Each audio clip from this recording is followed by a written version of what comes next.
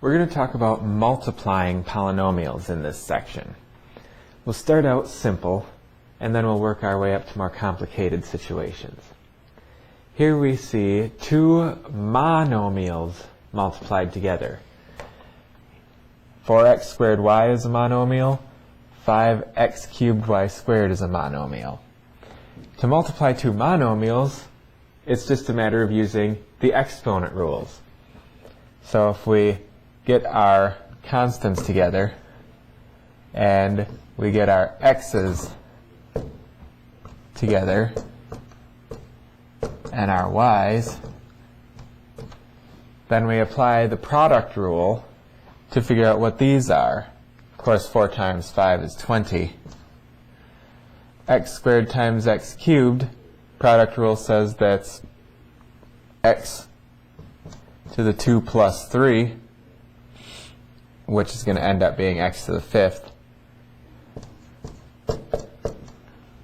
For the y's, y times y squared, we have 1y here and 2y's here, so altogether we have 3y's. Product rule, remember, since this is y, the exponent here is a 1, even though we don't write it. So y to the 1 plus 2, or y to the 3rd. So to multiply polynomials with a single term, monomials, we use the exponent laws. Let's move it one step higher.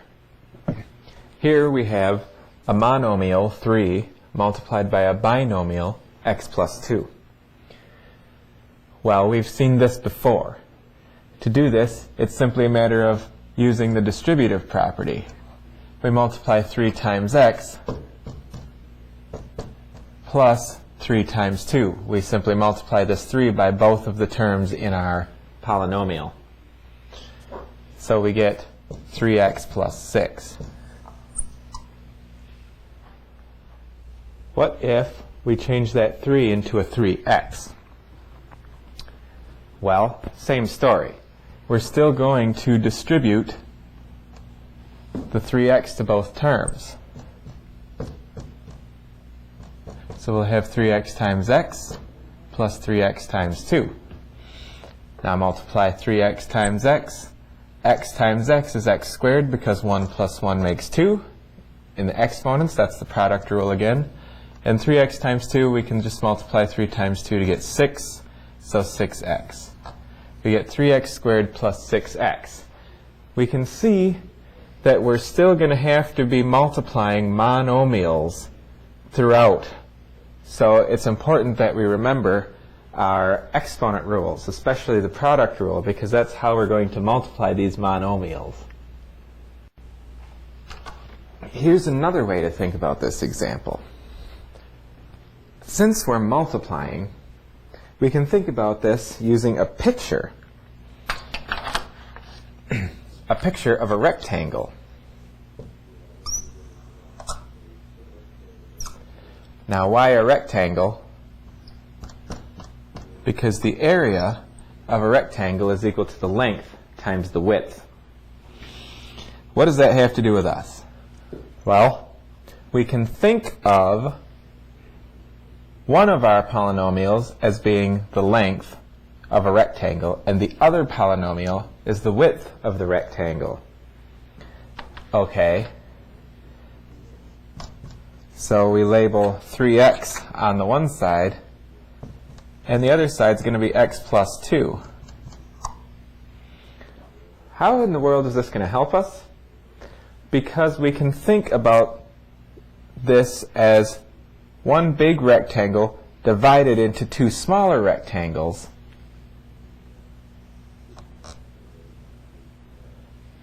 One of those rectangles having width x, the other rectangle having width 2. So now, if we look at the area of this first rectangle, it's going to be length times width. 3x times x gives us 3x squared. Then the area of this other rectangle is going to be the length times the width. The length is still 3x, times 2 is going to give us 6x. So our two areas are 3x squared and 6x. To get the area of the big rectangle that contains both of them, we'll have to add these together. Notice what just happened. We get the same answer thinking about it in this geometric way as we did thinking about it in an algebraic way with the distributive property. Okay, now let's see what happens when we multiply two binomials together. We can think of this in several ways. One way is to again use the distributive property. Only instead of having a monomial distributing to both terms of the second binomial, I'm going to have this entire binomial distributing to each term of the second binomial. So it'll look like 2y minus 5 times y plus 2y minus 5 times this 3. How's that going to help us? Because now we can use the distributive property a second time to distribute this y through to each of these terms and this 3 through to each of these terms. And so we end up with 2y times y is 2y squared. Negative 5 times y is a negative 5y. 2y times 3 is 6y. And negative 5 times 3 is negative 15. And now we can simplify our answer. This really is the product, but if we want it in simplified form, then we are going to combine our like terms. That's going to give us 1y. And we still have these two terms here. So we have 2y squared plus y minus 15. Now let's look at this geometrically. We can think of our rectangle. One side is going to be 2y minus 5, so we can break that up into 2y and a negative 5. The other side is going to be y plus 3, so we break that up into y and 3. Two pieces along this side for our two terms here, two pieces along this side for our two terms here. So now what do we do? Well, we find the area of each of these four little rectangles. 2y times y is 2y squared. 2y times 3 is 6y.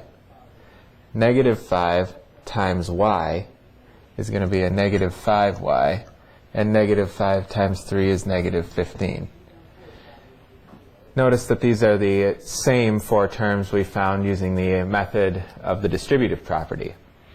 So we go ahead and add these all up, and I can see that these are like terms, so I'll go ahead and combine them right away. 6y minus 5y is 1y, and I end up with the exact same answer. Notice in both of these examples that all I've really done is multiplied each term in the first binomial by each term in the second binomial. See, 2y times y here, 2y times 3 here, negative 5 times y here, and negative 5 times 3 here. There's a special method that's been developed to keep track of all these things called FOIL. And what FOIL stands for is first, outer, inner, last. This gives me a way of making sure I've got everything I need. So the first terms are the first term in each of the binomials. So 2y times y would be my first terms. I add to that the product of my outer terms. My outer terms are the ones on the far left and the far right, 2y and 3.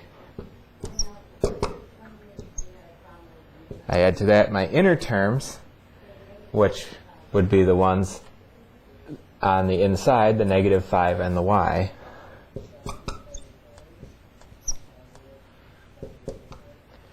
And then finally, the last terms will be the last term in each polynomial, negative 5 and 3.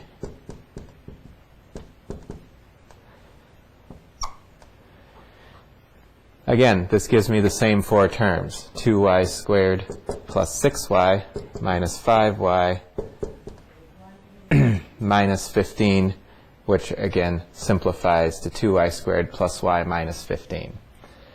This FOIL method is applicable anytime we're multiplying two binomials together. The other two methods, where we use the distributive property or the rectangle, are applicable when we multiply any two polynomials together, whether they're two binomials or any other situation.